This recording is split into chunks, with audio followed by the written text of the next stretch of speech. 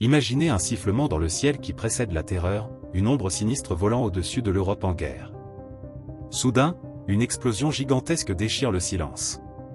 Ces armes redoutables, connues sous le nom de V1 et V2, ont marqué une nouvelle ère dans l'art de la guerre. Les premières bombes volantes, créées par l'Allemagne nazie, annonçaient l'ère des missiles et semaient la panique chez les Alliés. Mais comment ces armes ont-elles vu le jour? Quel était leur rôle dans la fin de la Seconde Guerre mondiale? Et quelles anecdotes fascinantes se cachent derrière ces machines infernales? Dans cette vidéo, plongeons ensemble dans l'histoire méconnue et terrifiante des V1 et V2. Les V1 et V2, aussi appelés armes de représailles, Vergeltungswaffen, étaient la réponse de l'Allemagne nazie aux bombardements massifs subis par ces villes, notamment par les raids alliés sur Hambourg et Berlin. Hitler, furieux de voir les Alliés détruire le pays, exigea des armes capables de frapper Londres et d'autres grandes villes sans risquer la vie de pilotes allemands. C'est ainsi que naquit l'idée des V1 et V2. Le développement de ces armes commença dans un lieu bien particulier, le centre de recherche de Peenemünde, sur une petite île de la mer Baltique. Là-bas, des scientifiques de premier plan, sous la direction de Werner von Braun, travaillaient jour et nuit pour créer ces missiles révolutionnaires. La V1, première arme de ce genre, était une sorte de drone avant l'heure, un avion sans pilote bourré d'explosifs. Surnommée la « bombe volante » par les Britanniques, elle pouvait parcourir environ 250 km à une vitesse de 640 km/h avant de s'écraser et d'exploser.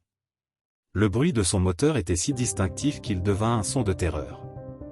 À Londres, les gens racontaient que tant que le moteur ronflait, tout allait bien. Mais dès qu'il s'arrêtait, une bombe allait bientôt exploser.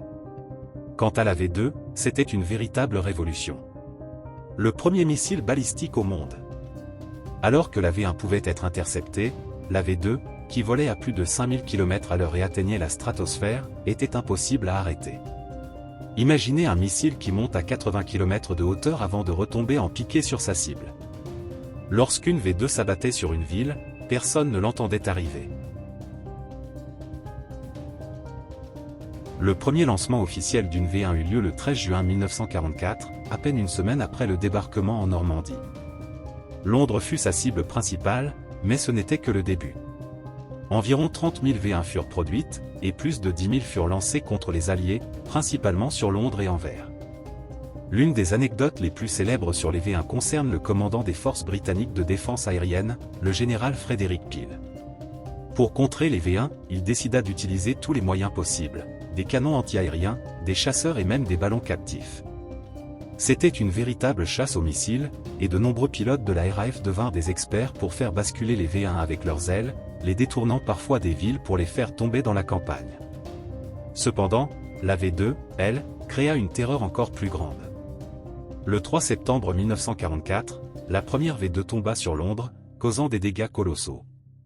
Une des histoires marquantes autour de la V2 est celle du raid sur Woolwich.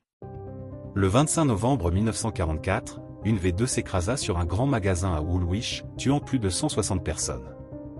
Le choc était si puissant que plusieurs pâtés de maisons furent littéralement soufflés, laissant une scène de dévastation apocalyptique. L'une des histoires les plus fascinantes autour des V2 concerne la capture des ingénieurs allemands après la guerre.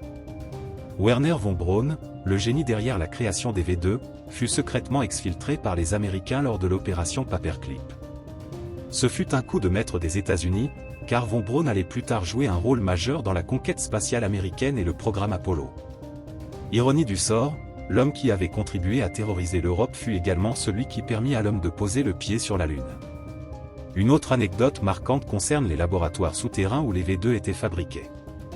Ces armes de destruction massive étaient produites dans d'énormes complexes souterrains, comme celui de Dora Mittelbau, où des milliers de travailleurs forcés mouraient dans des conditions effroyables. En fait, plus de prisonniers moururent dans la fabrication des V2 que de civils à cause des bombardements effectués par ces missiles. Enfin, il est intéressant de noter que la création des V2 a marqué le début d'une nouvelle ère dans la guerre et la technologie. Les Alliés eux-mêmes commencèrent à se rendre compte des avantages d'une telle arme, et c'est de là que découlèrent des programmes militaires de missiles balistiques intercontinentaux pendant la guerre froide. Les V1 et V2 ont changé la façon dont les hommes pensaient la guerre. Ces armes terrifiantes, nées dans les laboratoires de Peenemünde, ont créé un nouveau genre de conflit, où les missiles et la destruction massive allaient devenir des réalités omniprésentes. Derrière ces bombes volantes se cachent des histoires de génie scientifique, de terreur absolue, mais aussi d'avancées technologiques qui allaient propulser le monde vers l'ère spatiale. Si cette vidéo vous a plongé dans l'univers fascinant et terrifiant des V1 et V2, n'oubliez pas de liker et de vous abonner pour ne rien manquer des prochains récits historiques. À bientôt.